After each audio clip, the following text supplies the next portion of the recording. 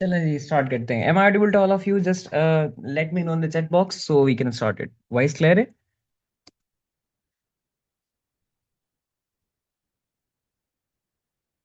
Okay, Ji, thank you. So, basically, Assalamu alaikum, guys. My name is Dr. Akash, and basically, I'm going to start the series of the lectures on your FCBS Part 1. So, basically, I was trying to start these sessions very earlier, but busy schedule की वजह से I was not able to start them. अब basically FCBS Part 1 के लिए I have seen कि lot of the our doctors are getting struggle. उसके बाद पे residency no doubt बहुत ज़्यादा struggle है। So basically FCPS part one, क्योंकि पूल भी चेंज हो चुका है, ऑब्वियस बात है, तो हम फिर होता क्या है रियलिटी में कि हम रटा लगा के फिर वही बस बीसी यूज करके बस चले जाते हैं, कोई कंसेप्ट होता नहीं है पीछे। तो फिर वो पूल जब चेंज हो जाता है तो वही क्वेश्चन होता है, वही कंसेप्ट होता है, फिर वो टेस्टेड फॉर्म में जब आ जाता है तो फिर हम कंफ्यूज हो जाते हैं। तो अब बेसिकली ये सेशन करने का मतलब ये है कि अगर आप ये लेक्चर्स लेते हैं तो इसमें एटलीस्ट आपका जितना 1 घंटा या 2 घंटा आता है, तो जब आप 1-2 घंटे के लिए आते हैं तो एटलीस्ट उसमें आपका वो जो क्वेश्चन की थ्योरी है वो आवाज नहीं आ रही डॉक्टर साहब?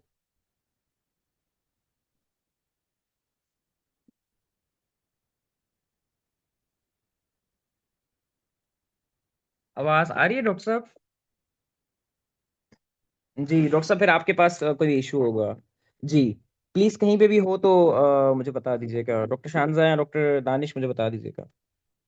तो आई वाज सेइंग कि अब बेसिकली ये लेक्चर्स लेने का मतलब ये है कि एटलीस्ट अगर आप इन में आते हैं तो आपकी थ्योरी के साथ साथ कंसेप्ट के साथ साथ बीसीक्यू सेशंस भी कवर हो जाएं।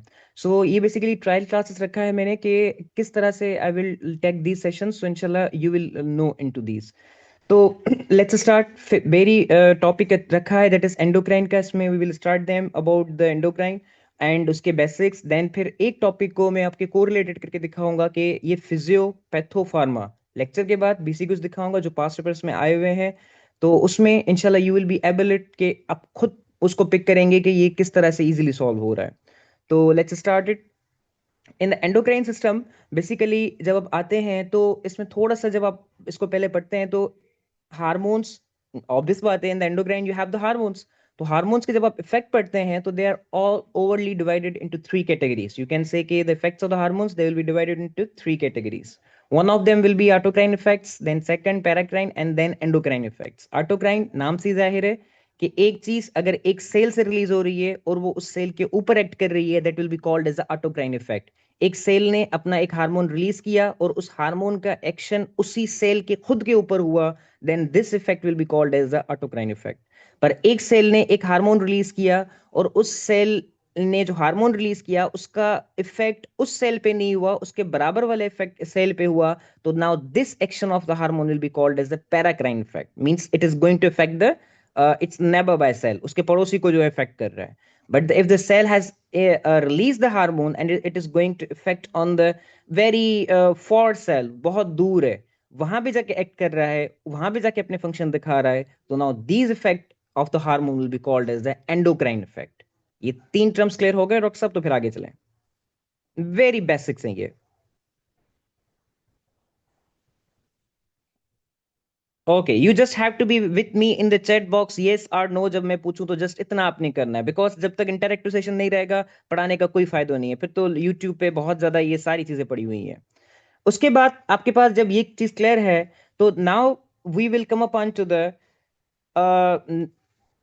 जाहिर सी बात है थायराइड हमने ये सारा करना है, मतलब एंडोक्राइन में आपका पिट्यूटरी, फिर आपके पास जो है थायराइड एड्रिनल। तो आज के लिए जो ये सेशन रखा है that is specifically for your thyroid. तो थायराइड को स्टार्ट करते हैं।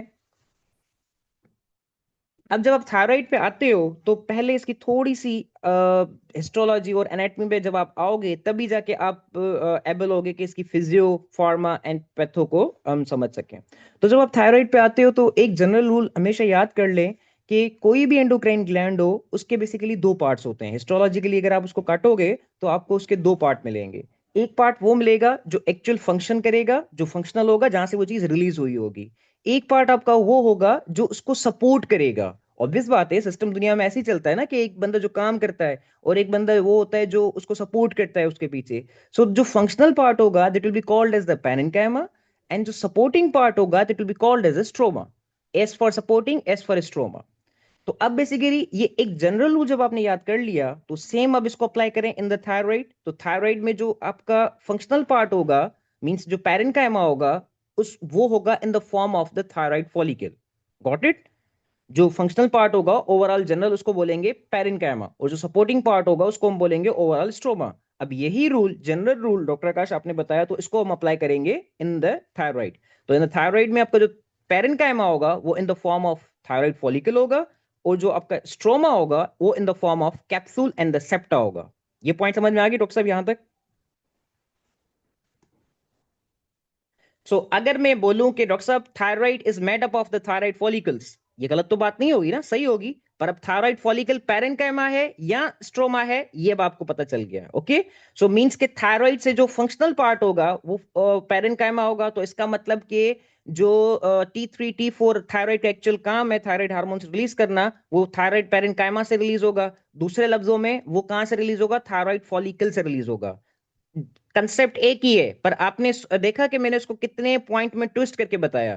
तो अगर कंसेप्ट आता है, कितना भी ट्विस्ट हो जाए, आपको इजीली हर चीज आ जाएगी। अब ये पिक्चर थोड़ी सी गौर करें, तो ये आपका बेसिकली जो गोल गोल बड़े बड़े बने हुए हैं, दीज आर थायराइड फॉलिकल्स। ठीक है, ये थायराइड फॉलिकल्स हैं, और उसके बीच में ये आपका क्या पड़ा हुआ है? सेप्टा पड़ा हुआ है। एंड उसके ऊपर आपका कैप्सूल है। तो ये थायराइड फॉलिकल्स पैरेन्काइमल पार्ट है, बीच में जो सेप्टा है, जो फेनेस्ट्रेट कैपिलरीज है ना, ये एक्चुअली सेप्टा के फॉर्म में होती हैं।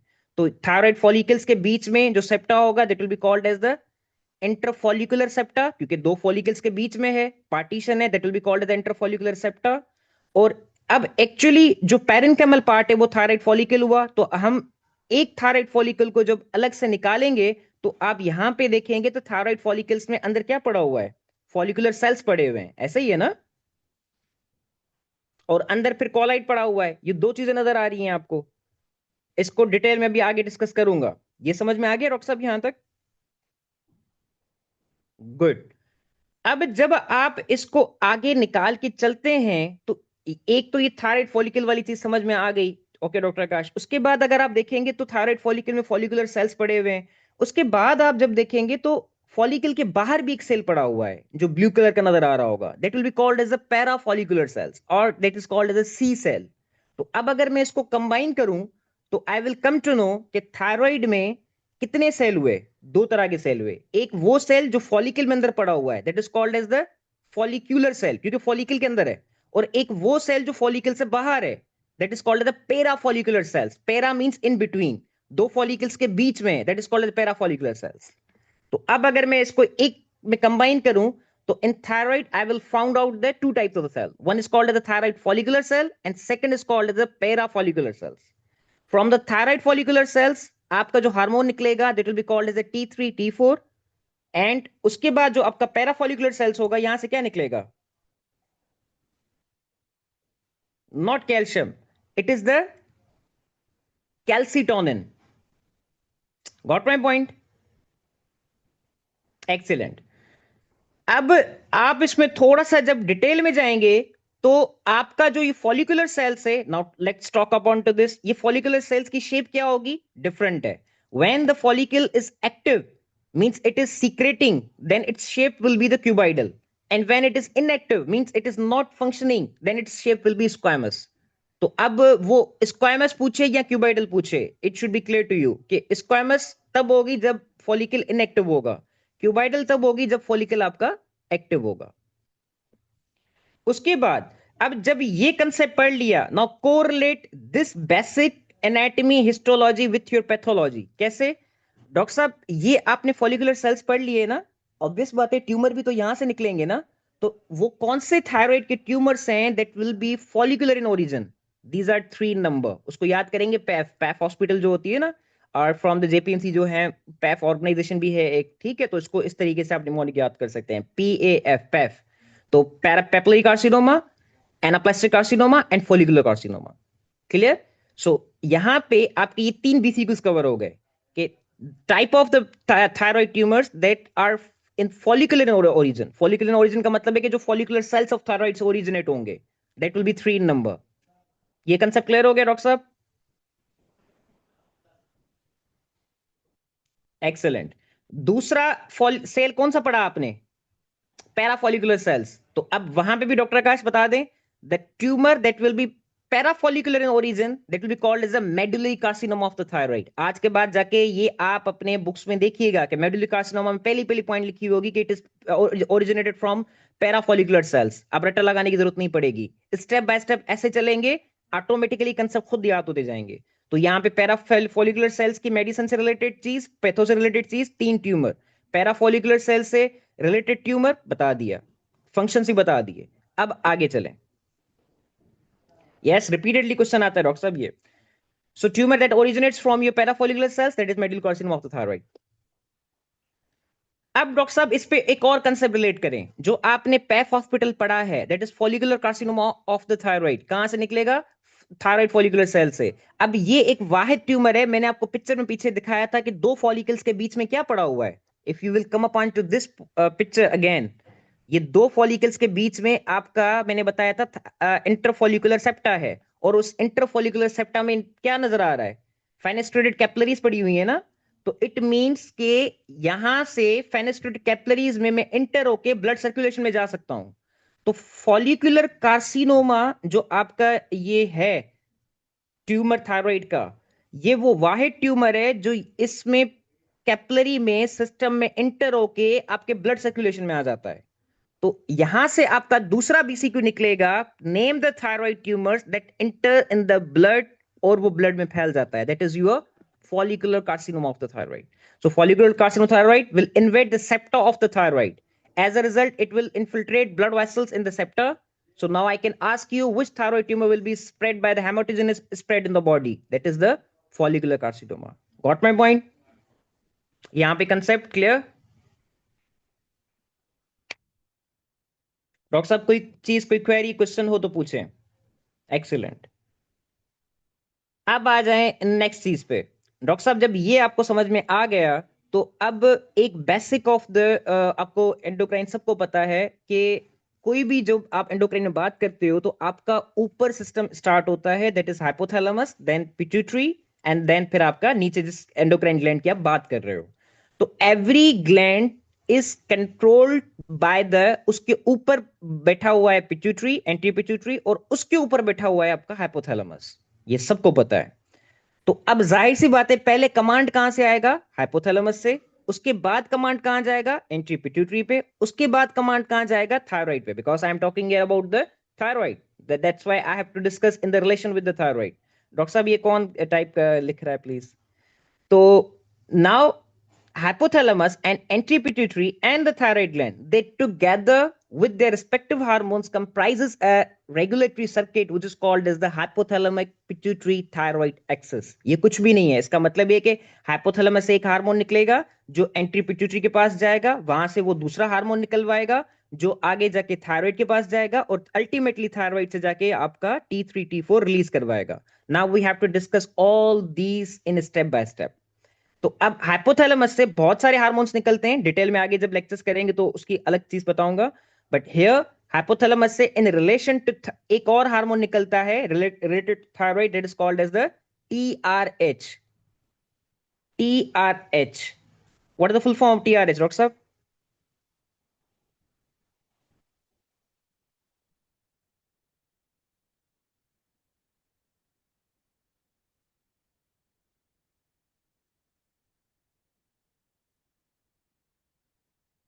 Thyroid releasing hormone, it is not basically doctor साहब thyroid releasing hormone, it is thyrotropin releasing hormone। ठीक है, तो TRH basically it is thyrotropin releasing hormone. Thyrotropin releasing hormone निकला हाइपोथैलेमस से। Story step by step doctor साहब आपने याद करना है। अच्छा please be feel free with me. मेरा ये सिर्फ पूछने का मकसद ये होता है कि मैं आपको इंटरेक्टिव रखूं। मेरा हरगिज ये मतलब नहीं होता है कि मैं आगे वाले बंदे को मतलब वो डिग्रेड करूं, नेवर एवर। तो ये पूछने का मकसद सिर्फ ये होता है कि आगे वाला बंदा जिसको मैं समझा रहा हूं उसको मेरी बात पहुंच रही नहीं पहुंच रही है, बस ये पूछने का मकसद होता है। तो हाइपोथैलेमस से जो हार्मोन निकला that is called as the thyrotropin releasing hormone, TRH। Now it will go to the anti pituitary. Anti pituitary में एक और हार्मोन होगा जिसको जाके ये स्टिमुलेट करेगा, दैट इज कॉल्ड एज, वहां से क्या निकलेगा? TSH। Got my point?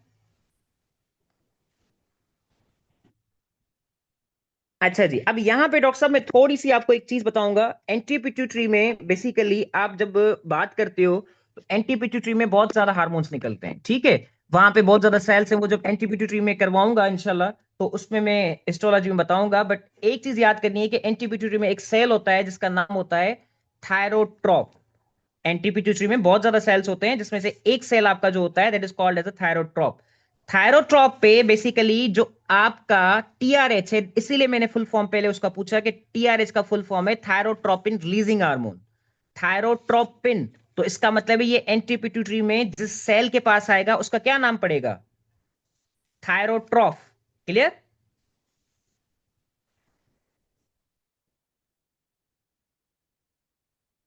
Good. अब जब ये उसके पास आएगा, तो वहां से फिर आपका क्या रिलीज करवाएगा? थायरोट्रॉप से टीएसएच रिलीज करवाएगा। हाइपोथैलेमस से थायरोट्रोपिन रिलीजिंग हार्मोन निकला, नाम से जाहिर है थायरोट्रोपिन, मतलब ये एंटीरियर पिट्यूटरी में ऐसे सेल के पास जाएगा जिसका नाम क्या होगा? थायरोट्रॉफ। थायरोट्रॉफ के पास आएगा और वहां पे जाके वहां से टीएसएच को रिलीज करवाएगा। ये पॉइंट समझ में आ गई?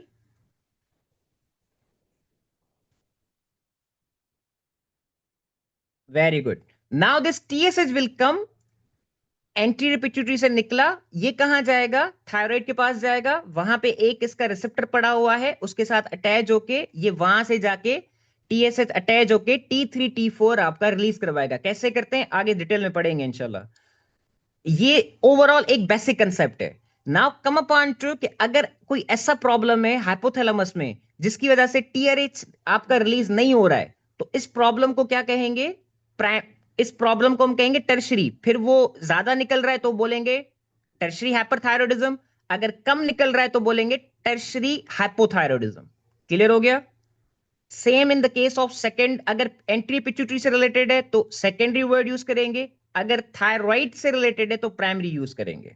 तो now from now if I ask you कि प्राइमरी मतलब ग्लैंड का खुद का मसला है, सेकेंडरी मतलब एंटीरियर पिट्यूटरी का मसला है, और टर्शरी मतलब हाइपोथैलेमस का मसला है।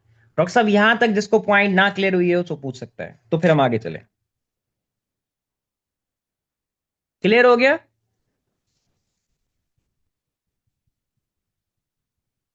Excellent, good. अब बेसिकली डॉक्टर साहब जब आप, जी इंशाल्लाह और भी चीजें डॉक्टर साहब आपकी आगे क्लियर होंगी इंशाल्लाह। अब बेसिकली डॉक्टर साहब आगे जब मैंने आपको बताया कि हाइपोथैलेमस से आपका ये चीज रिलीज हुई, टीआरएच आपका रिलीज हुआ, ये आगे गया, अब ये T3 T4 उसने वहां से रिलीज करवाया। T3 T4 बनता कैसे है इस पे मैं आगे आऊंगा, पर T3 T4 पहले रिलीज होके कहाँ आएगा? प्लाज्मा में आएगा। तो प्लाज्मा में आके क्या करेगा? It will bind, immediately bind to the protein which is called as the thyroid binding globulin. ये चीज याद करनी है, आगे समझाऊंगा।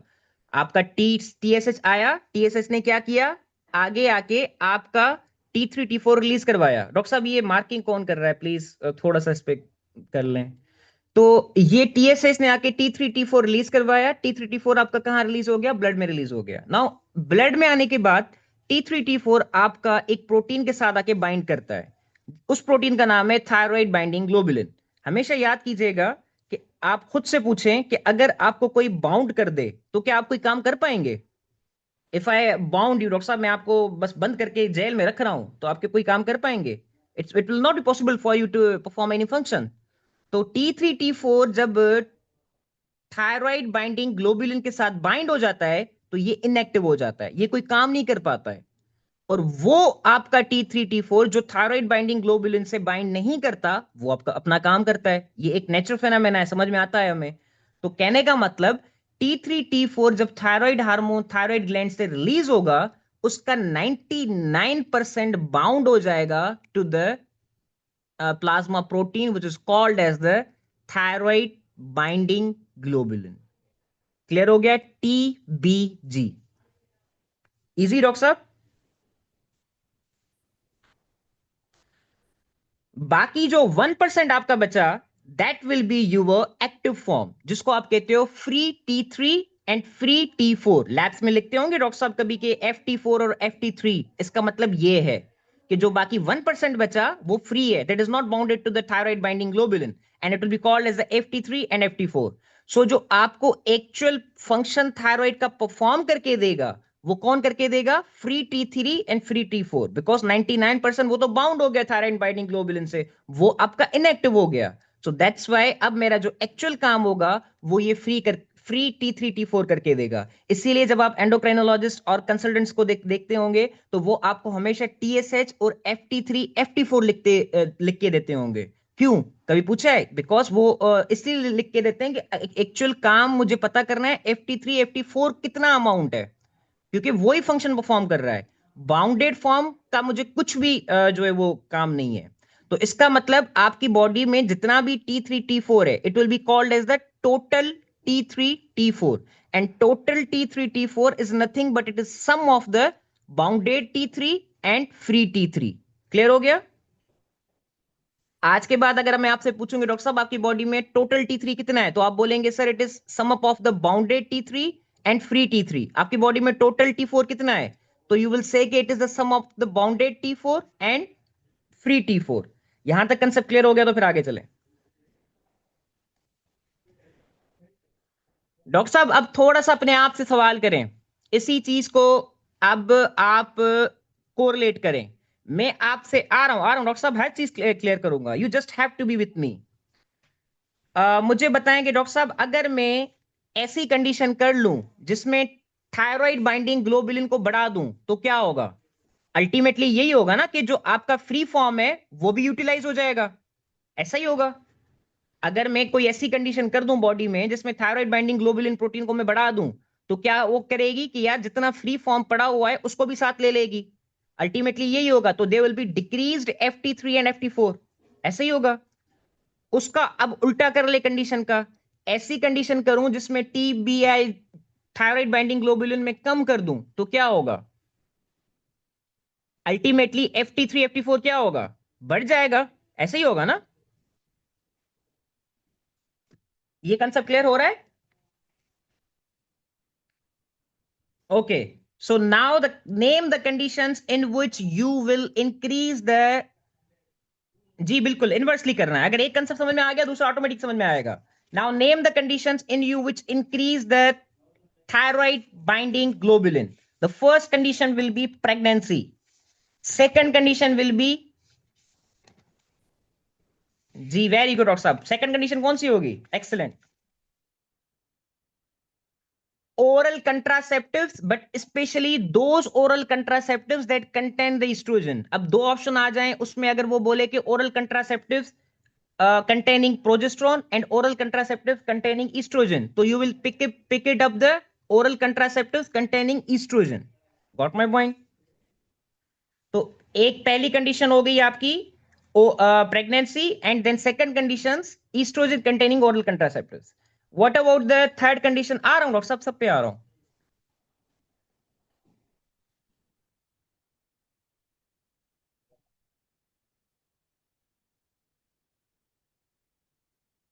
डॉक्टर साहब यहां तक कंसेप्ट क्लियर हो गया? दो कंडीशन अभी याद कर ले, आगे सब कुछ समझाऊंगा ये। ओके जी, अब ये आपका डॉक्टर साहब नीचे आ गया, तो अब इस पे यहां पे एक और कंसेप्ट कोरिलेट करें।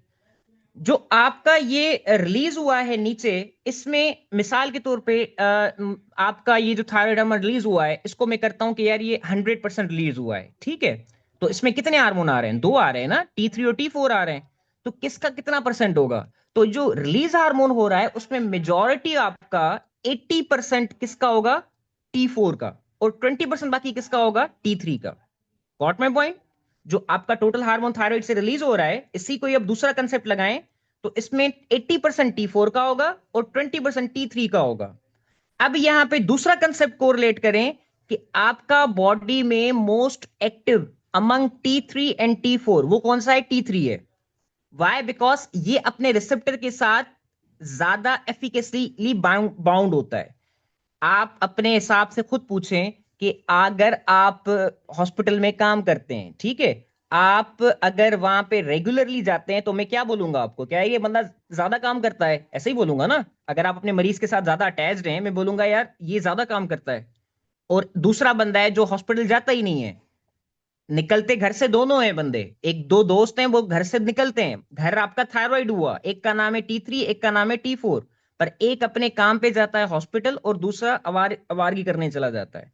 तो मैं क्या बोलूंगा, ज्यादा काम कौन करता है? ऑब्वियसली वो काम करता है ना जो हॉस्पिटल जाता है। तो T3 और T4 निकलने के बाद जो एक्चुअल ज्यादा काम करता है वो T3 करता है। क्यों करता है? क्योंकि ये अपने रिसेप्टर के पास जाके बाइंड हो जाता है।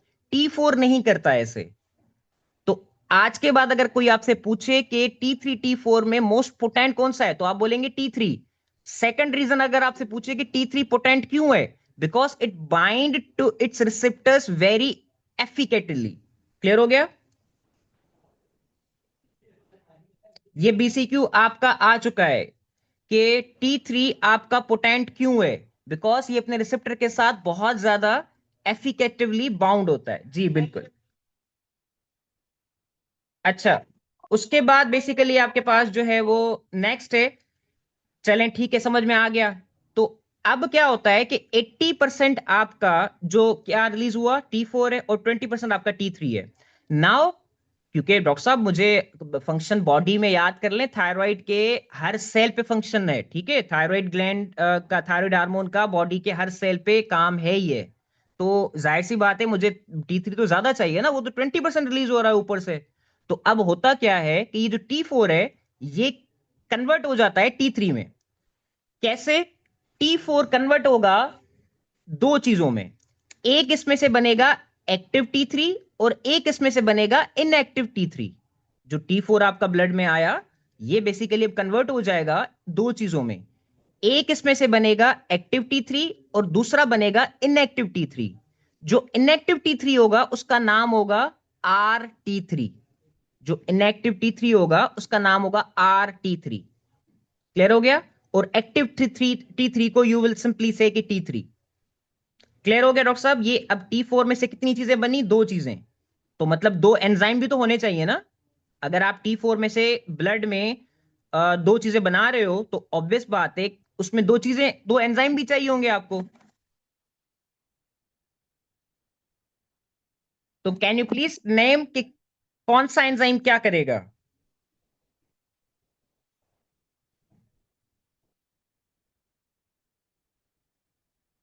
देखें चीजें कितनी आसान है, पर अगर आप इस सेंस में इसको सोचेंगे तो ऑटोमेटिकली आपका कोरिलेट होता जाएगा चीज। नो डॉक्टर साहब नो, यही चीज मुझे कम बस आपको क्लियर करवानी है। चलें अब इसको मैं समझाता हूं आपको। देखें, आपका बेसिकली जो T4 जो आपका एक्टिव T3 में कन्वर्ट होगा उसका एंजाइम का नाम होगा 5D iodinase. Clear?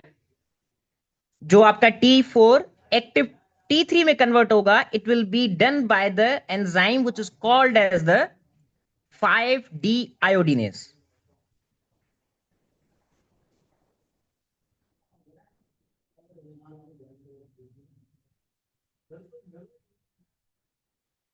Clear doctor साहब?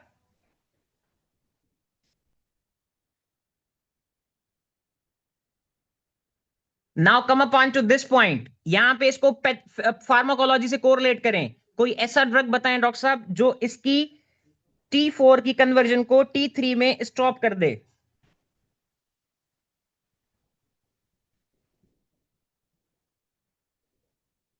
तीन ड्रग्स याद करेंगे, सिंपल तीन ड्रग्स। उसका निमोनिक होगा पबजी। पबजी गेम खेलते हो ना, मैं इस तरह का तरीके से आपको निमोनिक्स बताता जाऊंगा जहां जहां नीड होगी। पबजी गेम हम खेलते हैं तो उसका निमोनिक क्या होता है? PBG। पबजी ऐसे ही लिखते हो ना, PBG। P for propothyl PTU, B for beta blockers propranolol, and G for glucocorticoids. तो यहां पे डॉक्टर आकाश आपने कन्वर्जन बताई कि T4 T3 में कन्वर्ट होगा by the enzyme which is called as the 5D आयोडीनेस।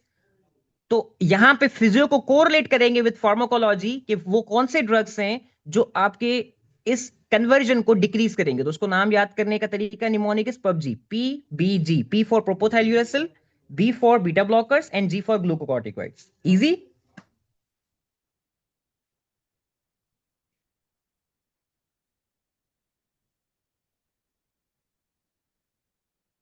Okay जी।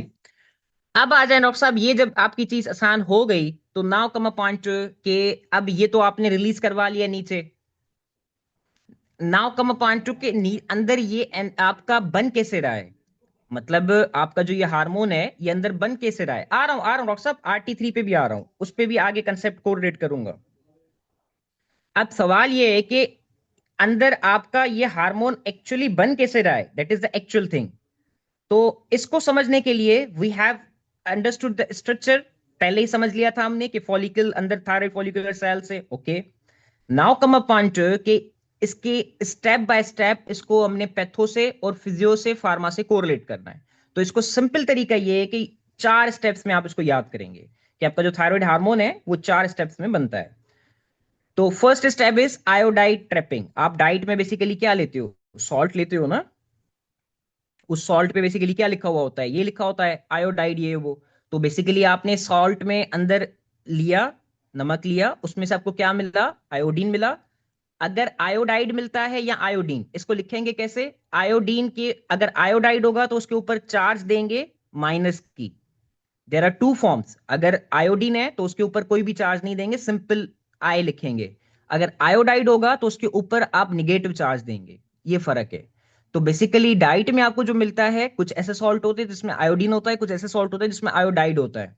तो अगर आपके बॉडी में जो आप ले रहे हो उसमें अगर बाहर से आयोडीन है तो वो बॉडी में गट में कन्वर्ट हो जाता है आयोडाइड में। क्लियर हो गया, तो ब्लड में सर्कुलेट क्या करेगा, आयोडाइड। यहां तक क्लियर डॉक्टर साहब।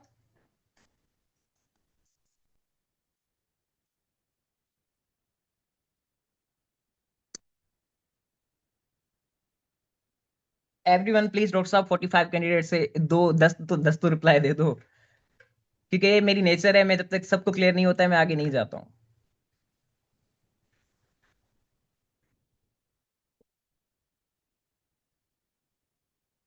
गुड। अब डॉक्टर साहब आयोडाइड बेसिकली पहला स्टेप है आयोडाइड ट्रैपिंग। आयोडाइड ट्रैपिंग मतलब आयोडाइड की ट्रैपिंग का मतलब ये है कि आयोडाइड आया, गट में से निकला, ब्लड में आ गया, ब्लड में सर्कुलेट करके it will come upon two the thyroid. Thyroid के पास आ गया, थायराइड के पास आके दस्तक देगा, टक टक टक टक। थायराइड में अंदर क्या पड़ा हुआ है, थायराइड फॉलिकुलर सेल्स पड़े हुए हैं ना। वी हैव टोल्ड कि थायराइड फॉलिकुलर सेल्स में ही सारा काम करना है, ओके।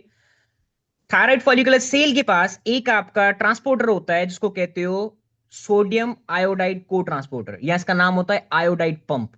ये इसके पास आता है, ये पंप क्या करता है, आयोडाइड को वहां से अंदर लेके अंदर अपने पास कर लेता है, सेल के अंदर आ जाता है। आ गया, अब सेल के अंदर आ गया, किस फॉर्म में है, ये आयोडाइड है, मतलब इसके ऊपर निगेटिव चार्ज है। अंदर आ गया, पहला स्टेप याद हो गया।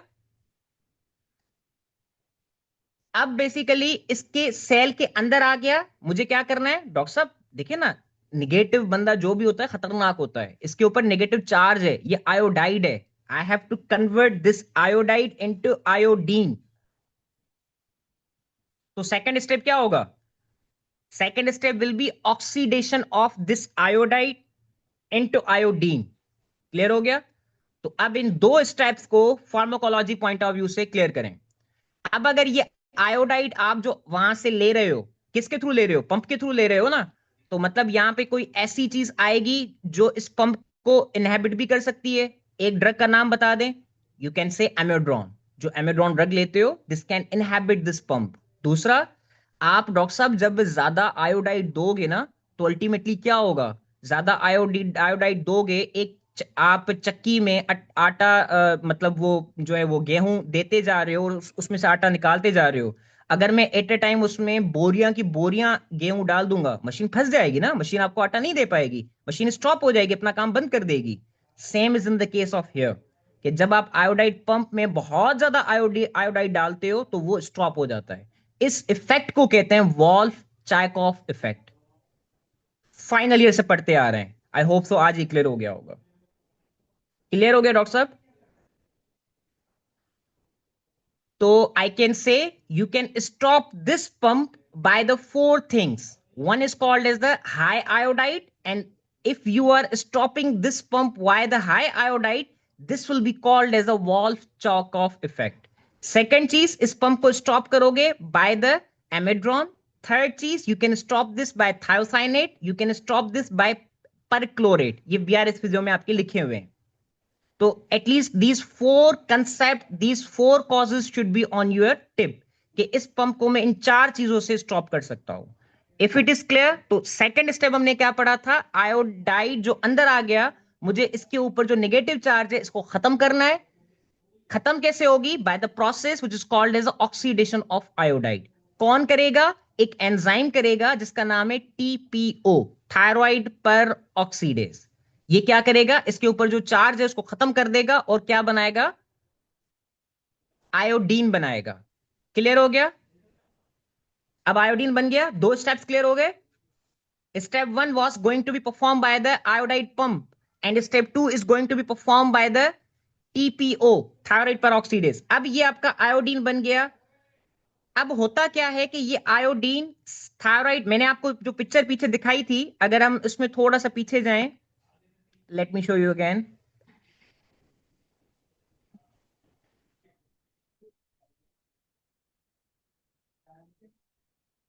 जी डॉक्टर साहब, इसमें अगर आप देखेंगे तो फॉलिकुलर सेल और उसके बाद फिर कॉलाइड है। ओवरऑल पूरा फॉलिकल, उसके में फॉलिकुलर सेल देन कॉलाइड है। अब जो आपने दो स्टेप किए वो कहां पे हो रहे हैं? फॉलिकुलर सेल्स में हो रहे हैं। आयोडीन आपका बन गया। अब ये आयोडीन सेल के थ्रू अंदर आएगा कॉलाइड में।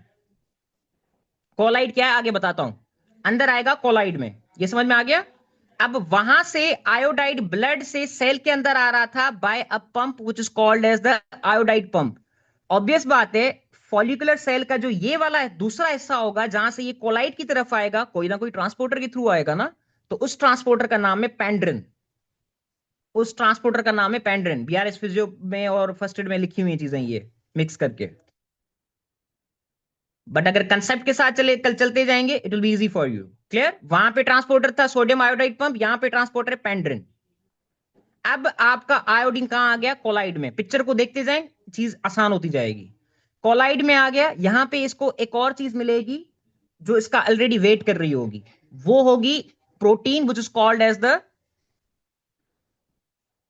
नो, यही चीज क्लियर करवानी है। यहां पे इसके लिए एक और प्रोटीन वेट कर रही होगी जिसका नाम है थायरोग्लोबुलिन, नॉट टीबीजी। टीबीजी अलग चीज थी डॉक्टर साहब।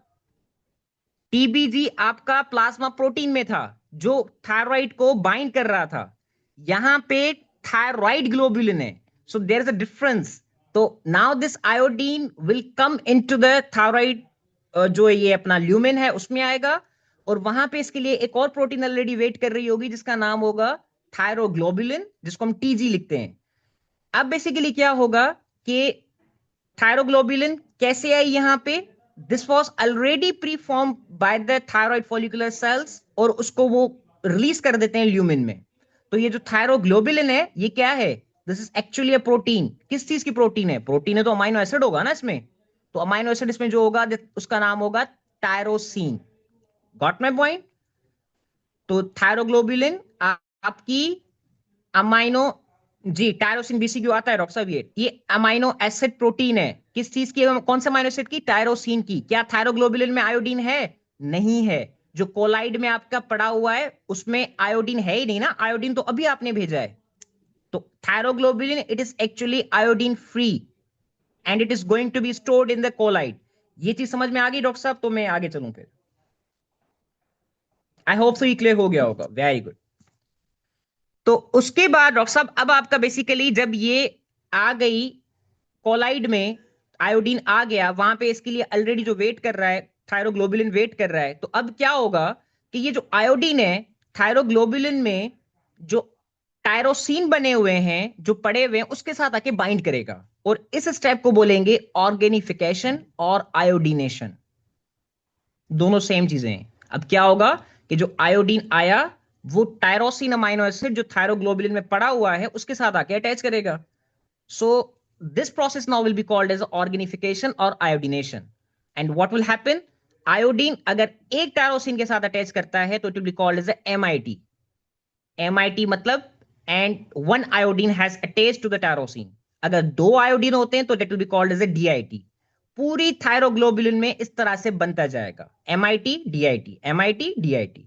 और इसमें भी जो आपका एंजाइम इन्वॉल्व होगा that will be called as the TPO, thyroid peroxidase. Step 2 में भी थायराइड पर ऑक्सीडेज इन्वॉल्व था, स्टेप 3 में भी आपका थायराइड पर ऑक्सीडेज इन्वॉल्व है। गॉट माय पॉइंट डॉक्टर साहब? तो M I T D I T बन गया। अब क्या होगा कि M I T D I T आपस में जब ये बन गए, बच्चे पैदा हो गए, अब बच्चे आपस में बड़े होंगे, शादी करेंगे, कपल्स। तो इसको हम देते हैं step 4 coupling reaction. M I T D I T के साथ बनेगा तो टी 4 बनेगा, डी आई टी के साथ बनेगा तो टी 4 बनेगा। M I T D I T के सॉरी एम आई टी अगर डी आई टी के साथ मिलेगा तो टी 3 बनेगा, डी आई टी के साथ मिलेगा तो आपका टी 4 बनेगा। Got my point?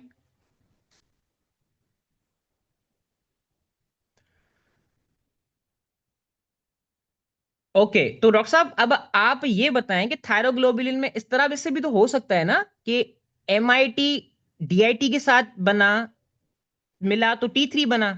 पर कुछ ऐसा भी तो होगा ना कि एम आई टी रह जाता होगा, कोई डी आई टी ऐसे ही रह जाता होगा।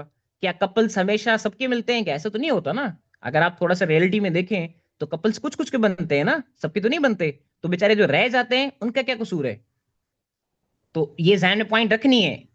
तो जो कपल, ये डॉक्टर साहब सिर्फ थोड़ा सा वो समझाने के लिए कर रहा हूं, ठीक है? तो जो कपल्स रह गए, ओके रह गए ना, कुछ एमआईटी रह गया, कुछ डीआईटी रह गया, आयोडीन तो उनमें भी है पर रह गए बेचारे, उनका नसीब है। ओके, तो आपका होगा क्या? टी 3 टी 4 बन गया डॉक्टर साहब यहां पे। अब ये सारा काम कहां पे हो रहा है? अंदर कोलाइड में हो रहा है। ओके, अब बेसिकली होगा क्या? जब आपका नीड होगी रिलीजिंग के लिए, तो अब ये कोलाइड में से टी 3 टी 4 वापस जाएंगे कहां पे? पीछे थायराइड फॉलिकुलर सेल्स में। Are you getting my point? जब नीड होगी टी 3 टी 4 की तो ये स्टोर्ड फॉर्म टी 3 टी 4 का कहां पे? थायरोग्लोबुलिन में। तो ये थायरोग्लोबुलिन कहां आ जाएगी? अब इस थायरोग्लोबुलिन को मैं बोलूंगा आयोडीनेटेड थायरोग्लोबुलिन। पहले ये आयोडीनेटेड नहीं थी, अब ये आयोडीनेटेड थायरोग्लोबुलिन है। अब ये कहां पे आएगी? वापस कोलाइड में से निकल के थायराइड फॉलिकुलर सेल में आएगी। आ गई? डॉक्टर साहब आपका रिलीज क्या होता है? टी 3 टी 4 रिलीज होता है या थायरोग्लोबुलिन रिलीज होती है? टी 3 टी 4 रिलीज होता है ना। तो इस थायरोग्लोबुलिन में से आपको टी 3 टी 4 निकालना है। तो अब ये जब थायरोग्लोबुलिन जो आयोडीनेटेड है, ये जब आपकी थायराइड फॉलिकुलर सेल में आ गई तो यहाँ पे एंजाइम होगा लाइसोजाइम। लाइसोसोम जो आपको सबको पता है, वो इसको तोड़ेगा और क्या बनाएगा? इसमें जो भी कपल्स बने हुए उनको अलग अलग करेगा। आपका टी 3 टी 4 थायरोग्लोबुलिन में ही बना हुआ है ना। तो लाइसोसोम आएगा, इस पूरे थायरोग्लोबुलिन को तोड़ेगा, उसमें से टी 3 अलग हो जाएगा, टी 4 अलग हो जाएगा, और जो रहे हुए कपल्स हैं वो भी निकलेंगे बाहर। कोई एमआईटी होगा, किसी कपल का नाम डीआईटी होगा, जो रह गए कोई होगी, वो रह गए, वो भी निकलेंगे थायरोग्लोबुलिन में से। तो ये 4 प्रोडक्ट्स निकलेंगे ना अगर मैं थायरोग्लोबुलिन को तोड़ूंगा तो। 4 प्रोडक्ट्स निकलेंगे नहीं निकलेंगे? टी 3 टी 4 एमआईटी डीआईटी, ये 4 प्रोडक्ट्स निकलेंगे ना। ओके, टी 3 टी 4 तो आपके ब्लड में आ जाएंगे, वो तो रिलीज हो गए, उनकी तो मुझे नीड है। व्हाट अबाउट जो आपकी डीआईटी एमआईटी रह गए? यहां पे बेचारे जो रह गए उनके ऊपर एक और एंजाइम आके उनको तोड़ देगा। क्या? क्यों बोलेगा भाई तुम लोगों की कपलिंग तो हुई नहीं है, तो तुम्हारे पास जो आयोडीन पड़ा हुआ है वह वापस दो हमें। तो उसके ऊपर एक और एंजाइम आके एक्ट करेगा जिसका नाम होगा थायरॉइड डी आयोडीनेस। वो क्या करेगा? इनके एमआईटी और डीआईटी जो रह गया उसके ऊपर आके एक्ट करेगा और इनमें से आयोडीन को फ्री करेगा और थायरोग्लोबुलिन को फ्री करेगा और इनको रिसाइकलिंग में यूज करेगा। तो यहां पे जिस एंजाइम ने इसको काम किया उसका नाम है थायरॉइड डी आयोडीनेस। और हमने पेरीफ्री में क्या पढ़ा था? तो there are 2 types of the deiodinase. Deiodinase मतलब ऐसा एंजाइम जो आयोडीन को निकाले। तो there are 2 types of the deiodinase. एक डीआयोडीनेस थायराइड में मौजूद है, एक आपका पेरीफ्री में मौजूद है। जो पेरीफ्री में मौजूद है उसका नाम है 5 डीआयोडीनेस, और जो थायराइड में मौजूद है उसका नाम सिंपली थायराइड डीआयोडीनेस है। Got my point? डॉक्टर साहब यहां तक जिसको पॉइंट, जिसको ना समझ में आया सो प्लीज पूछे। इजी है? कभी आज तक इतना क्लियर पड़ा था? अब आ जाए डॉक्टर साहब ये step 2, 3 and 4। These 3 steps are controlled. मतलब ये जो सेकंड स्टेप, थर्ड स्टेप और फोर्थ स्टेप जो हमने पढ़ा है, These three steps are controlled by the one enzyme which is called as the thyroid peroxidase. ये तीन स्टेप जो आपने पढ़े हैं, सेकंड, थर्ड और फोर्थ, इनको जो कंट्रोल करेगा, वो एंजाइम जो कंट्रोल करेगा उसका नाम होगा थायराइड पेरोक्सीडेज। अब आ जाएं इससे रिलेटेड चीज, थायराइड पेरोक्सीडेज को अगर मैं हिला दूं, फार्माकोलॉजी को रिलेट करें इससे, आ जाएं। These all three steps, step 2, 3, 4, are done with an enzyme called as the thyroid peroxidase, but all steps are going to be controlled under TSH. Clear हो गया? अब आ जाएं इसको कोरिलेट करें, वही सेम चीज. So finally you have met the thyroid hormones and stored in the thyroid lumen to release T3 and T4. The iodinated thyroglobulin must be taken up by the thyrocytes where it is broken down by the lysozyme, releasing the MIT, DIT, T3 and T4. Now these T3, T4 are released in the blood, but another enzyme called as the thyroid deiodinase will act on the remaining leftover DIT, MIT and will get deiodine from them and will be used in recycle again. सारा समझा चुका हूं. T4 and T3 then transported out of the thyrocyte into blood. More T4 is produced than T3, but T3 is more potent as compared to T4. शुरू में समझा चुका सारा concept ये. Now basically T3, T4 bound to the thyroid binding globulin and it will be called as the bounded form, and the bounded form is almost 99% and 1% is less than 1% is free form. Means in the body two forms of T3, T4 are circulating. One is called as a bounded form, second is called as a free form. Bounded form will not perform any function because all functions will be performed by the free form only, because free it is not it is free and can go to the receptor freely and उसके साथ वो effectively bind करेगा. That's why I will say it is more potent. उसके बाद अगर आप आ जाएं half life पे, तो हाफ लाइफ बेसिकली टर्म होता है कि वो टाइम पीरियड जिसमें हार्मोन की कंसेंट्रेशन आधी रह जाए, इसको कहते हैं हाफ लाइफ. तो half life of T3, T4 जो फ्री वाला है उसकी है 1 डे, और हाफ लाइफ आपका जो बाउंडेड फॉर्म है उसकी है 5 to 7 days. ये कंसेप्ट क्लियर? तो अगर एग्जाम में हाफ लाइफ पूछे तो कुछ बंदे कंफ्यूज हो जाते हैं 1 डे में, कुछ बंदे कंफ्यूज होते हैं 5 to 7 days. तो it is actually free FT3 की 1 डे होती है और बाउंडेड की 5 to 7 days होती है. क्लियर हो गया डॉक्टर साहब? यहां तक कंसेप्ट क्लियर?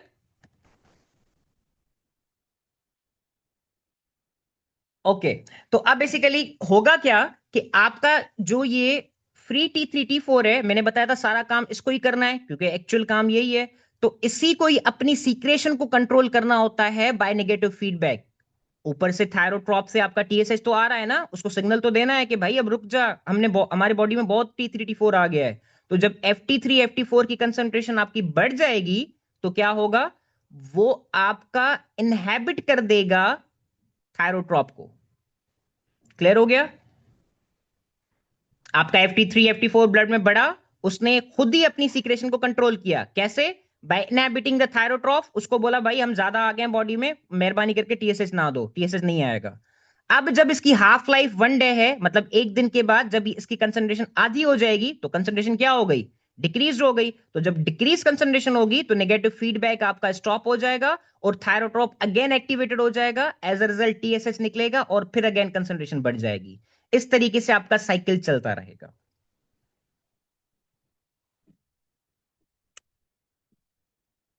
क्लियर? अब आ जाएं TPO जो आपने एंजाइम पढ़ा, थायराइड पेरोक्सीडेज, इसकी फार्माकोलॉजी को रिलेट करें. एंटी थायराइड ड्रग्स डॉक्टर साहब जो आप कहते हो, थायोअमाइड्स जिसको कहते हो, जिसमें आपका PTU और मिथामाजोल ये चीजें जो आती हैं, these will inhabit your this enzyme TPO. इस थायराइड पेरोक्सीडेज को ये यहां पे इनहेबिट करेंगे. तो अगर मैं आपसे कोई ऐसा एक ड्रग पूछूं जो पेरिफेरल कन्वर्जन को भी स्टॉप करे और थायराइड पर ऑक्सीडेज को भी इनहिबिट करे, कौन सा बताएंगे? अब please I need the answer. No doctor साहब कैसे, मेरा क्वेश्चन समझें. आई एम सेइंग कि ऐसा ड्रग बताएं जो पेरिफेरल कन्वर्जन को भी स्टॉप करे और थायराइड पर ऑक्सीडेज को भी इनहिबिट. एक्सेलेंट, PTU, पबजी बताया था मैंने आपको अभी. तो ये भी क्वेश्चन आ चुका है. लोग क्या करते हैं जल्दबाजी में, देखते हैं कि यार पेरिफेरल कन्वर्जन ठक करके बीटा ब्लॉकर लगाओ, पर वो क्वेश्चन उसने पूछा ही अलग चीज से. अब रिलेटेड फार्मा, ये सारी चीजें मैं समझा चुका हूं आपको, सेम चीजें वही. So now please remember, after performing these functions, thyroid hormones will be, obvious बात है, काम हो गया, function perform कर लिए. Now they have to be get excreted from the body via bile. So the first step in the deactivation of thyroid hormone कौन सा होगा? Deiodination. And the first step in the deactivation of the TSH, it is the demethylation. तो TSH भी आ रहा है, T3 T4 भी आ रहा है, काम हो गया. अब खत्म करें भाई, बॉडी से बाहर निकालें इनको. तो कैसे निकलेंगे? T3 T4 निकलेगा बाय बाइल. उसमें बहुत ज्यादा स्टेप्स हैं. The first step will be in the deactivation of thyroid hormone, that is deiodination. और first step in the TSH deactivation will be demethylation. दोनों क्वेश्चन पास्ट में आ चुके हैं. तो अब अगर ये आपकी चीज क्लियर है, इतना कंसेप्ट क्लियर है, तो अब ये पॉइंट्स BCQs की आप खुद पढ़ें, आपको ऑटोमेटिकली पता चल जाएगा कि how much you have learned. Which form of thyroxine is an active form? Unbound form. सही है गलत है?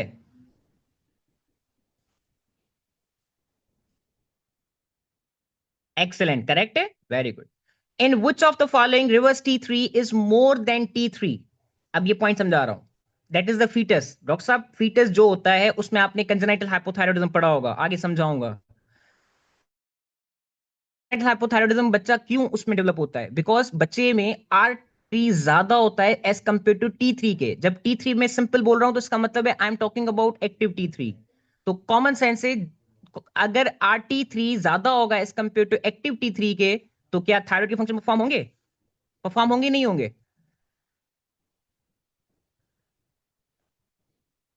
नहीं होंगे, because that is the inactive. भले भले भले वो T3 है, but that is the reverse T3, that is not the active. I need the active T3.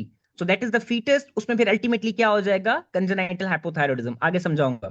तो फीटस में क्योंकि आपका रिवर्स T3 की कंडीशन, उसका हार्मोन ज्यादा होता है एज कंपेयर टू T3 के, तो that's why they are more prone to the hypothyroidism. That's why congenital hypothyroidism हो जाता है. RT3 is present in abundance in the body. Fetus same. Hypothyroidism treatment, hypothyroid patient taking treatment, most appropriate test for monitoring the test, it is the TSH. hypothyroidism में ये और point इंशाल्लाह आगे clear होगी. Raise T3 T4 and decrease TSH secretion. Doctor साहब अब ये चीज थोड़ी सी यहाँ, अच्छा इसको अभी फिलहाल छोड़ दें, इसको मैं आगे करवाऊंगा आपको. इस पॉइंट को छोड़ दें आगे, क्योंकि ये पैथोलॉजी स्टार्ट होगी ना, तो उसमें को इंशाल्लाह समझ में आ जाएगा. उसके बाद नेक्स्ट पॉइंट है, propranolol is given in antithyroid treatment, increases the RT3. Increases the RT3. मैंने क्या बताया था? मैंने क्या बताया था? It decreases the peripheral conversion of the T4 to T3. जब कॉमन सेंस से आपका T4 में से एक्टिव T3 नहीं बनेगा, तो अल्टीमेटली क्या बन जाएगा? उसमें से रिवर्स RT3 बनेगा ना.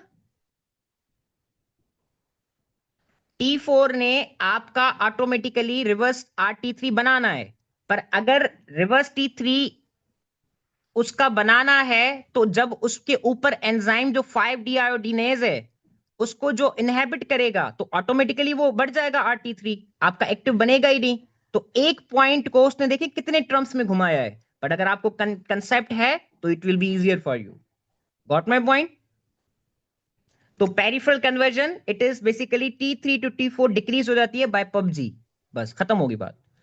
उसके बाद all active thyroid hormones in the circulation or in the form of triiodothyronine. Triiodothyronine मतलब T4 ओ या T3.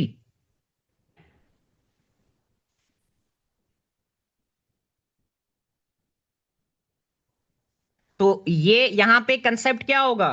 एक्टिव फॉर्म किस में होगा? सिंपली FT3 और FT4.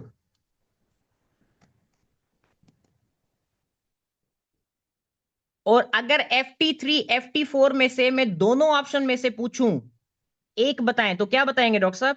कॉमन सेंस FT3 बताएंगे कि डॉक्टर आकाश आपने FT3 वाला कंसेप्ट बताया है.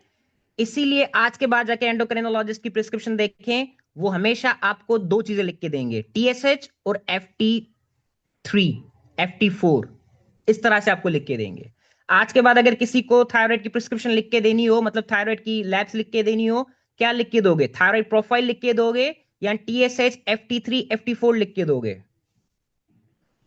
जब आप थायराइड प्रोफाइल लिख के दोगे ना, आगे वाला बंदा टोटल आपको बता के देगा।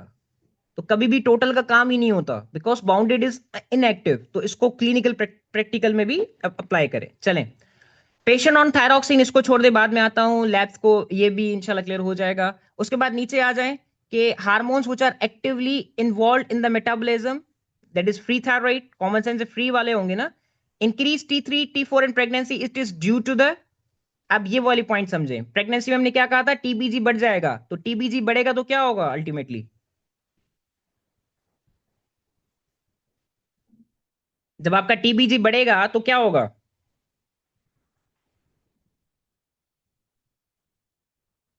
एक्सीलेंट। जब लेस फ्री हार्मोन होगा तो हार्मोन फिर बढ़ेगा कौन सा?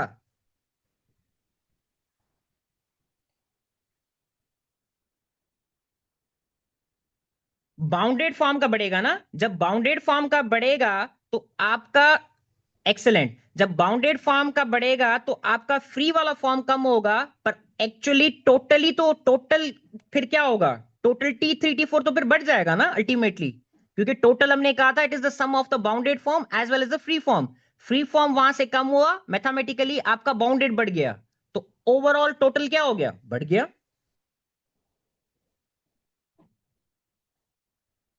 ये पॉइंट क्लियर हो गई। उसके बाद नेक्स्ट पॉइंट है T4 in the blood mostly bind with which plasma protein, तो टीबीजी ऑलरेडी बता चुका हूं। अच्छा डॉक्टर साहब, यहाँ पे प्लीज दो चीज और करें। डॉक्टर आकाश, आपने बताया कि कंडीशन जिसमें टीबीजी बढ़ जाता है वो तो बता दी, क्या कोई ऐसी कंडीशन है जिसमें थायराइड थायरॉक्सिन बाइंडिंग ग्लोबुलिन कम हो जाए? यस भाई, टीबीजी क्या है, प्लाज्मा प्रोटीन है ना। तो ऐसी बॉडी की कंडीशन जिसमें प्लाज्मा प्रोटीन कम हो जाए तो उसमें टीबीजी कम हो जाएगी। खुद से बताएं, nephrotic syndrome, chronic liver disease, इसमें टीबीजी कम हो जाएगा। तो जब इसमें टीबीजी कम हो जाएगा तो क्या होगा, फ्री T3 T4 क्या होगा, फ्री T3 T4 क्या होगा, एक्सीलेंट, इंक्रीज हो जाएगा। डॉक्टर साहब अब मैं सवाल करने लगा हूं, प्लीज मुझे निराश नहीं कीजिएगा। आई होप सो अगर कंसेप्ट क्लियर हो गया होगा, ये सवाल का जवाब आप मुझे दे देंगे। क्वेश्चन इज दैट, क्वेश्चन को सुनिएगा गौर से, मैं पूछना क्या चाह रहा हूं। क्वेश्चन इज दैट कि आपका प्रेगनेंसी में टीबीजी बढ़ गया तो थायराइड हार्मोन की सिंथेसिस क्या होगी, इंक्रीज होगी या डिक्रीज होगी? I am asking thyroid hormone synthesis. देखें, प्रेगनेंसी में टीबीजी जब बढ़ गया तो फ्री T3 क्या हुआ, फ्री T3 क्या हुआ, डिक्रीज हो गया ना। एंड आई टोल्ड यू कि जब आपका जो रेगुलेटरी मैकेनिज्म है निगेटिव वाला, वो किसके थ्रू कंट्रोल होता है, फ्री फॉर्म से कंट्रोल होता है, नॉट बाउंडेड फॉर्म, बताया था ना शुरू में। तो जब आपका टीबीजी डिक्रीज हुआ, या सॉरी टीबीजी जब आपका इंक्रीज हुआ तो ऑटोमेटिकली FT3 डिक्रीज हो गया। जब FT3 डिक्रीज हो गया तो बेसिकली नेगेटिव फीडबैक के थ्रू FT3 डिक्रीज हो गया, तो थायराइड हार्मोन की सिंथेसिस ऑटोमेटिकली क्या हो जाएगी, एक्सेलेंट, इंक्रीज हो जाएगी। अब इसका उल्टा कर लें, अगर क्रॉनिक लिवर डिजीज में, अगर क्रॉनिक लिवर डिजीज में आपका टीबीजी कम होगा तो FT3 क्या होगा, FT4 क्या होगा,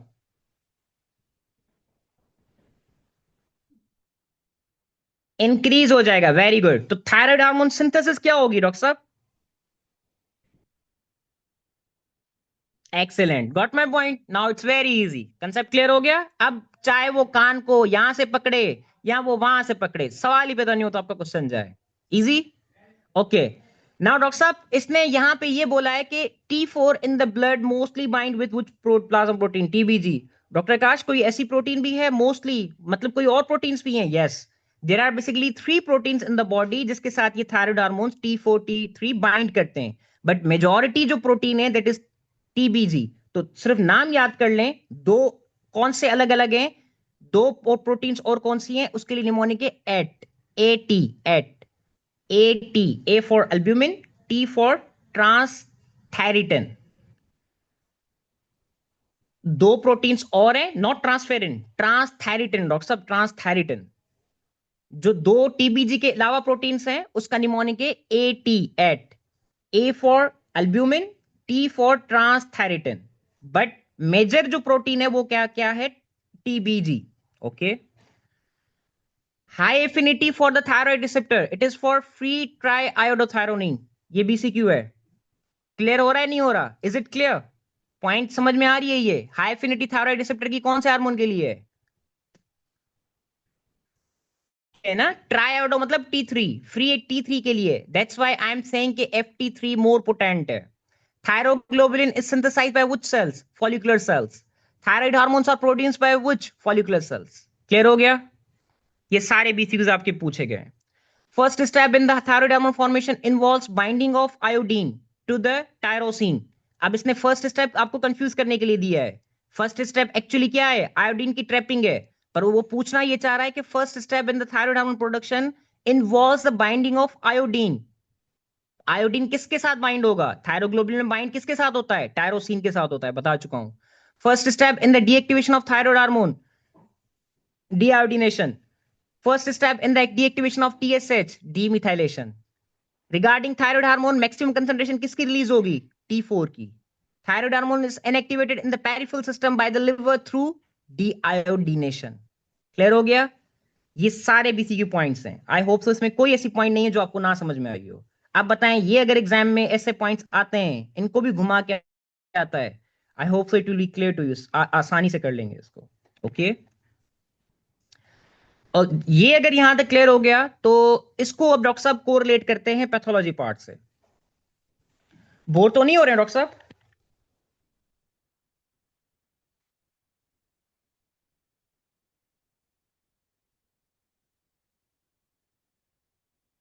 ओके जी। अब आ जाएं डॉक्टर साहब इसमें, इंशाल्लाह और अभी और क्लियर होगा। अब इसमें डॉक्टर साहब आ जाएं कि पैथोलॉजी पार्ट को इसमें आप कोरिलेटेड कर लें हाइपोथायरॉयडिज्म एंड हाइपरथायरॉयडिज्म। थायराइड के जितने भी मसले हैं ना, उनको हम तीन के डॉक्टर साहब जो पता नहीं किसने लिखा है हो रहे हैं, तो डॉक्टर साहब भले आप चले जाएं क्योंकि दूसरे के लिए भी मुझे लेना है। तो अब बेसिकली थायराइड के डॉक्टर साहब जितने भी अगर आपके डिसऑर्डर्स हैं, मेडिसिन पॉइंट ऑफ व्यू से, पैथो पॉइंट ऑफ व्यू से, आप इनको जिंदगी आसान कर लें, उनको डिवाइड कर लें तीन कैटेगरीज में। एक कैटेगरी होगी थायराइड डिसफंक्शन, दूसरी कैटेगरी होगी थायराइडाइटिस, और तीसरी कैटेगरी होगी थायराइड ट्यूमर्स। इसके अलावा तो और कुछ भी नहीं हो सकता। डॉक्टर साहब ये मैंने CPSP क्वेश्चन दिखा दिए, तो ये तो अगर आपको कंसेप्ट क्लियर है तो इंशाल्लाह अब आसानी से हो जाएंगे आपके। मेन चीज आपका कंसेप्ट है, अगर कंसेप्ट क्लियर है तो कितना भी घुमा दें इंशाल्लाह आप कर लेंगे। यहाँ थायराइड के ग्लैंड का, जो थायराइड के डिसऑर्डर्स हैं उसको हम तीन कैटेगरीज में डिवाइड कर लेते हैं। एक का नाम है थायराइड डिसफंक्शन। थायराइड डिसफंक्शन में दो चीजें आएंगी, या तो हाइपरथायराइडिज्म या हाइपोथायराइडिज्म। दूसरा, थायराइड ग्लैंड की इंफ्लेमेशन हो जाए, उसको हम कहेंगे थायराइडाइटिस। और तीसरा, थायराइड के ट्यूमर हो जाएं, that is called as a thyroid carcinoma. ऐसे ही है ना? तीन चीजें क्लियर हो गई? ओके। अब जब आपकी थायराइड की सिंथेसिस कम होगी, थायराइड की सीक्रेशन बॉडी में कम हो जाएगी, तो it will be called as the hypothyroidism. पहले आ जाए थायराइड डिसफंक्शन पे। और जब आपकी इसकी इंक्रीज सीक्रेशन होगी तो उसको हम बोलेंगे हाइपरथायराइडिज्म। Very good. इन दोनों को कंबाइन करके बोलेंगे as the thyroid dysfunction. Doctor साहब अगर आपको स्टेप्स याद हैं, जो मैंने सिंथेसिस वाले स्टेप्स आपको बताए हैं, अगर वो याद हैं तो उसी में से आप अपना कंसेप्ट बनाएंगे। कैसे? पहले आ जाए हाइपोथायरॉयडिज्म पे। अगर मैं आपसे पूछूं डॉक्टर साहब, बॉडी में कौन सी ऐसी कंडीशंस होंगी जिसमें से आपकी बॉडी में थायराइड की सीक्रेशन कम हो जाएगी, तो पहले ऊपर जाएं। कहां से रिलीज हो रहा था? हाइपोथैलेमस से आ रहा था ना, TRH। अगर ऐसी कंडीशन जिसमें TRH ही नहीं आ रहा, हो सकता है ना, तो आगे TSH भी नहीं आएगा, TSH नहीं आएगा तो T3 T4 भी नहीं आएगा, ऐसे ही होगा। तो जब TRH आपका नहीं आएगा तो there will be the hypothyroidism. और उस हाइपोथायरॉयडिज्म को क्या बोलेंगे आप? Tertiary hypothyroidism. कंसेप्ट जो स्टोरी बताइए ऐसे करके ऊपर से नीचे तक आए। उसके बाद आ जाए एंटीरियर पिट्यूटरी। ओके, TRH तो आ रहा है, TRH सही है, पर एंटीरियर पिट्यूटरी से TSH नहीं आ रहा, एंटीरियर पिट्यूटरी में कोई मसला है, तो आगे थायराइड हार्मोन बनेगा क्या? कॉमन सेंस से नहीं बनेगा।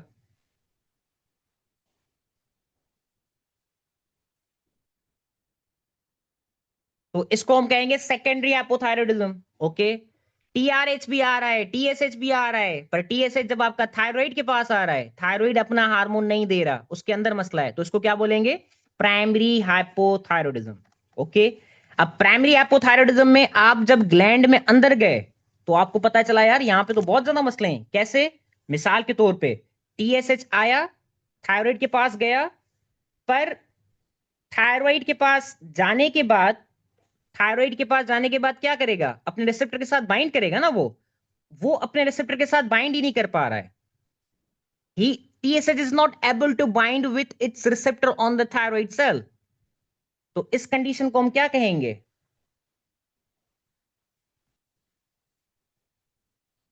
एक्सेलेंट। इस कंडीशन को बोलेंगे हाशिमोटो थायराइडाइटिस।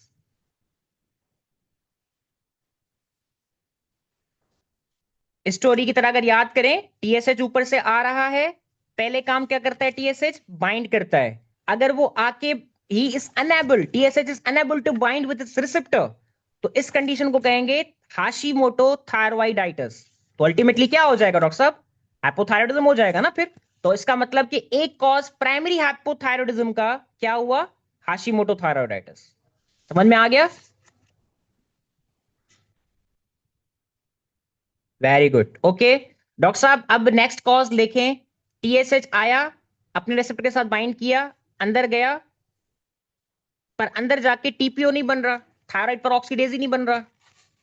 अच्छा, थायराइड पर ऑक्सीडेज जब नहीं बन रहा, तो आगे थायराइड हार्मोन बनेगा क्या? नहीं बनेगा ना। तो मतलब मैं अंदर गया, मुझे अगर थायराइड पर ऑक्सीडेज मिल ही नहीं रहा, तो टीएस मेरा आगे थायराइड हार्मोन बनेगा ही नहीं, T3 T4।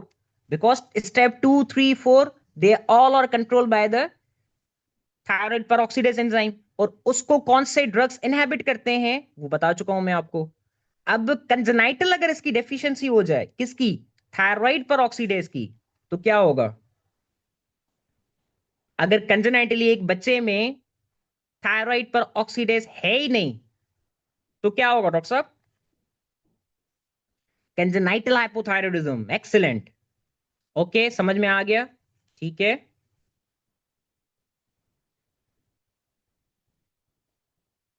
दूसरी कंडीशन क्या हो सकती है डॉक्टर साहब? डॉक्टर काश, आपने बताया कि एक तो या तो एंजाइम एब्सेंट हो जाए, या तो उसके ऊपर ड्रग्स आ जाएं, या तो हमारी बॉडी पागल हो जाए, हमारी बॉडी का ऑटो इम्यून सिस्टम पागल हो जाए और इस टीपीओ एंजाइम के अगेंस्ट एंटीबॉडीज बना दे। तो एंटीबॉडीज का क्या नाम होगा? Anti TPO antibodies.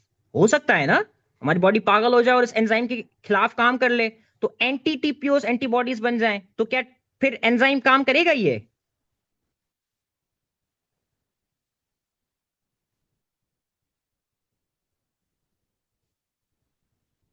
नहीं करेगा।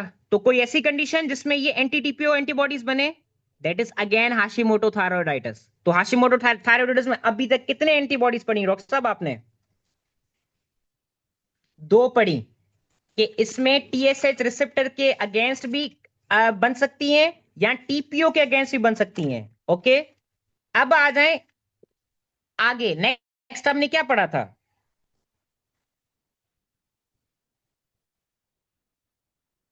Very good. अब नेक्स्ट डॉक्टर साहब, जो थायरोग्लोबुलिन है, अगर मैं उसके अगेंस्ट एंटीबॉडीज बना दूं तो बॉडी पागल हो गई, थायरोग्लोबुलिन के अगेंस्ट एंटीबॉडीज बन गई, तो क्या आपका T4 T3 निकलेगा, ट्रांसपोर्ट हो पाएगा क्या ब्लड में? उसको ब्लड में लेके आने वाली चीज ही आपकी थायरोग्लोबुलिन है।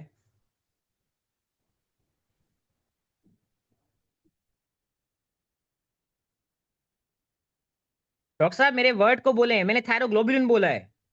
Is there difference between thyroglobulin और थायराइड बाइंडिंग ग्लोबुलिन? ट्रांसपोर्ट कौन करवाएगा? थायरोग्लोबुलिन करवाएगा, थायराइड बाइंडिंग ग्लोबुलिन करवाएगा?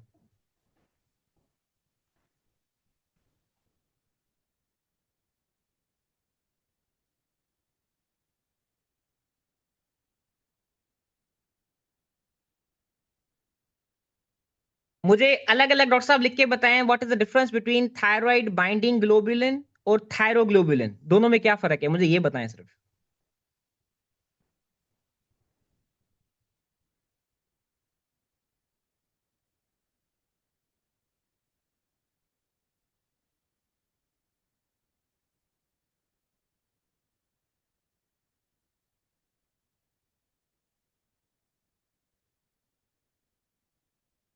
Excellent. Thyroid binding globulin is present in plasma. Very good. Or what about thyroglobulin? That is basically the present in colloid, जो आपका precursor है. Very good.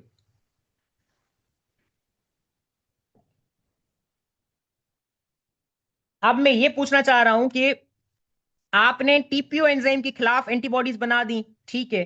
अब next condition क्या possible है? Next condition ये possible है कि जो इसके ल्यूमेन में ये आपका थायरोग्लोबुलिन पड़ा हुआ है, मैं इसके अगेंस्ट एंटीबॉडी बना दूं. जो इसके ल्यूमेन में थायरोग्लोबुलिन पड़ा हुआ है, मैं इसके अगेंस्ट एंटीबॉडीज बना दूं. दूसरी कंडीशन ये पॉसिबल है. तो क्या आपका थायराइड हार्मोन बन पाएगा? कॉमन सेंस से नहीं बन पाएगा. तो कोई ऐसी कंडीशन जिसमें थायरोग्लोबुलिन के अगेंस्ट एंटीबॉडीज बन जाएं, that is again Hashimoto thyroiditis. तो हाशिमोटो थायराइडाइटिस में आज के बाद आपको पता होना चाहिए कि कितनी एंटीबॉडीज बनेंगी. तीन किस्म की एंटीबॉडीज बनेंगी. एक बनेगी टीएसएच रिसेप्टर के अगेंस्ट, एक बनेगी एंटी टीपीओ, और एक बनेगी आपकी एंटी थायराइड थायरोग्लोबुलिन. डॉक्टर साहब यहां तक चीज ना समझ में आई हो तो पूछें प्लीज.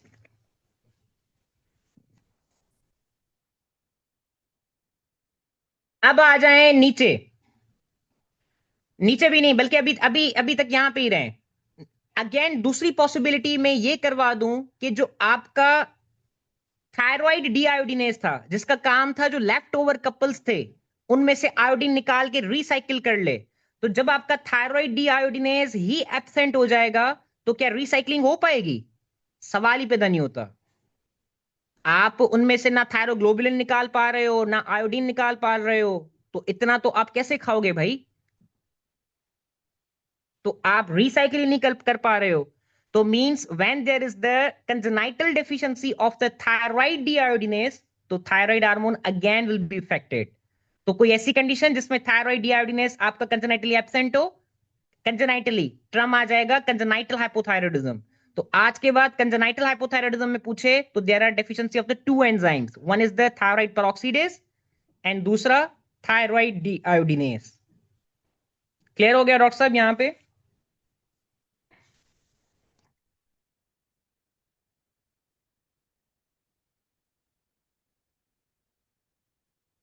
डॉक्टर साहब इजी? डॉक्टर साहब अभी ये तो हुआ हाइपोथायराइडिज्म का. इसका उल्टा कर लें. ये मैं थोड़ा सा अभी सिर्फ स्केच दे रहा हूं, एक एक डिजीज अलग अलग से करवाऊंगा. अब इसका उल्टा कर लें. ऊपर से हाइपोथायराइडिज्म, ऊपर से मतलब क्या होगा? सेकेंडरी और आपका ये टर्शरी तो समझ में आ गया. अब आ जाए नीचे प्राइमरी. प्राइमरी हाइपोथायराइडिज्म में क्या होगा? पहले पहले मसला टीएसएच आ रहा है. टीएसएच डॉक्टर साहब नॉर्मली करता क्या है, इसको थोड़ा समझिएगा. टीएसएच जब आता है ना, तो वो अपने रिसेप्टर को एक्टिवेट करके अपना काम करके फौरन चला जाता है, ठीक है. पर आपका अगर इस तरह से कोई बंदा आए जो टीएसएच के तरह लगता है, और वो आके बार बार टीएसएच रिसेप्टर को एक्टिवेट करे, स्टिमुलेट करे, तो आपका थायराइड हार्मोन तो ज्यादा बनेगा ना. क्योंकि रिसेप्टर को तो लग रहा है कि यार ये तो टीएसएच आ रहा है, जो कि एक्चुअल टीएसएच होता नहीं है. उसके जैसा मिलता जुलता बंदा होता है. उसको आप कहते हो थायराइड स्टिमुलेटिंग एंटीबॉडीज.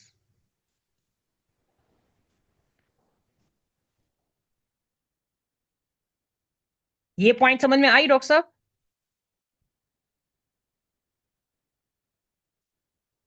तो इसका मतलब अगर एक एक बंदा आ रहा है जो उसके टीएसएच रिसेप्टर पे आके बाइंड कर रहा है और उसको बार बार एक्टिव एक्टिव कर रहा है, तो थायराइड हार्मोन की प्रोडक्शन ज्यादा हो रही है. और उसको मैं बोलूंगा anti TSH receptor stimulating antibodies. उसका नाम क्या होगा?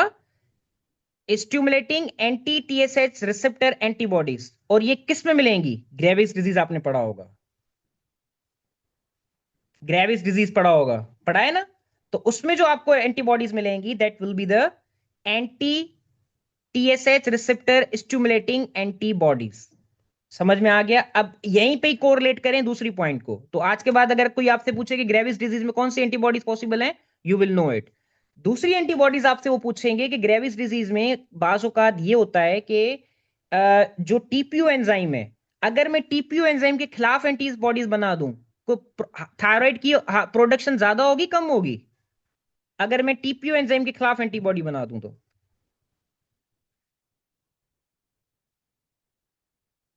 कम होगी, ठीक है। तो ग्रेविस डिजीज में क्या होता है कि आपका पहले एंटी स्टिमुलेटरी, मतलब जो पहले क्या होता है कि जो stimulatory anti TSH receptor antibody बनती है जो उसको स्टिमुलेट करती है, और as a result thyroid hormone ज्यादा बनता है। तो स्टिमुलेटरी आपका बन गई एंटीबॉडीज। आगे चल के ग्रेविस डिजीज में एंटी टीपीयू एंटीबॉडीज बन जाती हैं। तो मतलब there are two antibodies formation possible in the Graves disease. One is the stimulatory and second is the anti-TPO. तो पहले हाइपरथायरॉयडिज्म होगा, then will be followed by the hypothyroidism. तो ग्रेविस डिजीज में आप आगे जुमला देखोगे, बीआरएस में फर्स्ट एड में जुमला लिखा हुआ होगा वहां पेथो में, कि ग्रेविस डिजीज में it is followed by the hyperthyroidism along with the hypothyroidism. पहले हाइपरथायरॉयडिज्म होगा, देन हाइपो होगा। हाइपर किस लिए होगा? Due to formation of the stimulating anti TSH receptor antibodies. और आपका जो है वो हाइपोथायरॉयडिज्म क्यों होगा? Due to the formation of the anti TPO antibodies. अब इसका इसीलिए मैं शुरू में आपको डिस्कस कर चुका था। समझ में आ गया डॉक्टर साहब?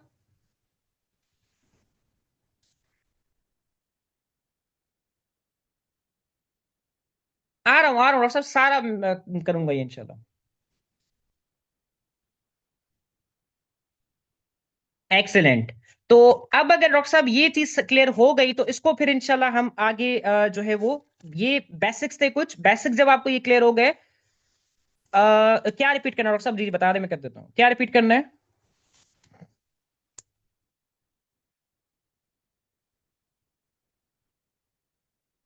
ग्रेविस डिजीज का पूछ रहे हैं ना?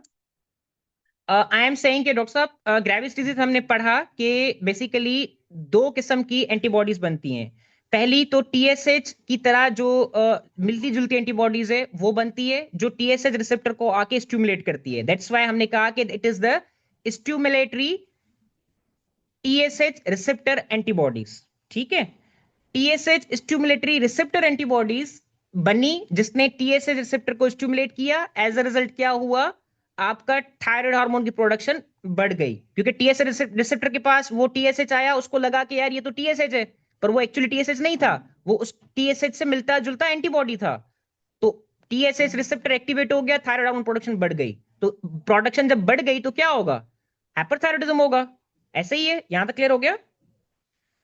अब बेसिकली क्या होता है, कुछ पेशेंट ऐसे होते हैं, not all patients, Graves disease के कुछ 20% केसेस ऐसे होते हैं जिसमें आगे चल के टीपीयू जो एंजाइम है उसके खिलाफ एंटीबॉडीज बन जाती हैं। आपका इम्यून सिस्टम तो पागल हुआ पड़ा है वैसे भी, तो वो आगे चल के क्या करता है, जो टीपीयू एंजाइम है उसके खिलाफ एंटीबॉडीज बनाना शुरू कर देता है।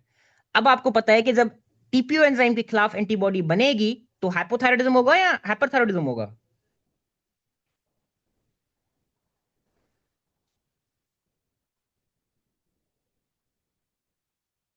जी डॉक्टर साहब। Doctor Shahbaz, very good. TPO TPO doctor साहब, टीपीओ थायराइड पर ऑक्सीडेज, थायराइड पर ऑक्सीडेज का काम क्या था? थायराइड हार्मोन को बनाना काम था। जब थायराइड हार्मोन को बनाना काम था तो टीपीओ के अगेंस्ट एंटीबॉडी बनेगी। तो जब उसके अगेंस्ट एंटीबॉडी बन गई तो टीपीओ का फंक्शन रिड्यूस हो जाएगा। एक्सीलेंट। एज अ रिजल्ट क्या होगा फिर? हाइपोथायराइडिज्म होगा। तो मतलब ग्रेविस डिजीज ऐसी कंडीशन है जिसमें शुरू में तो हाइपरथायराइडिज्म हो रहा है, पर आगे चल के हाइपोथायराइडिज्म हो रहा है। हाइपरथायराइडिज्म हो रहा है ड्यू टू स्टिमुलेटरी एंटीबॉडीज, और हाइपोथायराइडिज्म हो रहा है due to formation of the anti TPO antibodies. इसीलिए बुक्स में जुमला लिखा हुआ होता है, in Graves disease hyperthyroidism it is followed by the hypothyroidism. पहले हाइपरथायराइडिज्म होगा, देन हाइपोथायराइडिज्म होगा। Got my point? Excellent. So doctor साहब ये यहाँ पे इसको स्टॉप करते हैं। This was very introductory lecture. Next इसको परसों भी इंशाल्लाह कंटिन्यू करेंगे from the patho point of view, और इसको करके थायराइड कंप्लीट करके बाकी के भी ग्लैंड्स इंशाल्लाह अगर इसमें करने होंगे तो मैं ऐड कर दूंगा। इसकी रिकॉर्डिंग ग्रुप पे शेयर कर दूंगा, ताकि आप इसको जो रिपीट करना चाहते हैं वो उसको सुन के रिपीट कर लें। अब आज जाके आप यही टॉपिक मैं दे रहा हूँ दोनों दे दूंगा। अब यही टॉपिक आप जाके आज अपना बीआरएस फिजियो से पढ़ लें, उसके बीसीक्यूज कर लें। आई होप सो आपके एक सवाल भी नहीं जाएगा। जस्ट 5-10 मिनट लगेंगे आपको क्विक गो थ्रू करने में। आपको ऐसा लगेगा कि यार ये पॉइंट्स तो बिल्कुल हमने इजी करके की हुई हैं।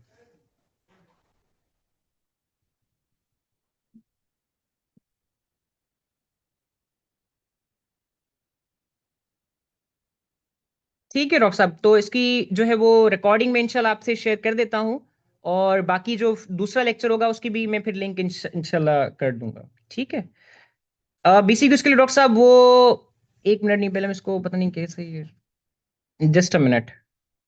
वो डिटेल में इंशाल्लाह मैं परसों जो है ना आपको पूरी डिटेल गाइडलाइंस बता दूंगा कि कैसे आपने लेके चलना है। ये जस्ट अभी एक गो थ्रू मुझे देना था। जी डॉक्टर साहब, 2 महीने आप खुद बताए ना कि अगर हम 2 महीनों में इस तरीके से चले तो आपका काम मेरे साथ सिर्फ लेक्चर सुनना है, सारी मेहनत मेरी होगी।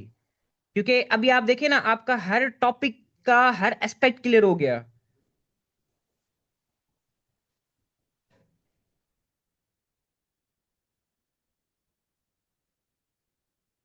ठीक है डॉक्टर साहब, तो लेट्स एंड इट हियर, और इंशाल्लाह फिर इसको परसों नेक्स्ट लेक्चर के साथ मिलेंगे, और उसकी भी इंशाल्लाह मैं लिंक आपको ग्रुप शेयर कर दूंगा। रिकॉर्डिंग में थोड़ी देर में डॉक्टर साहब जैसे ही आएगी तो मैं आपको, टीम की तरफ से आएगी तो मैं ग्रुप पे शेयर कर दूंगा। ठीक है। चलें जी। Thank you.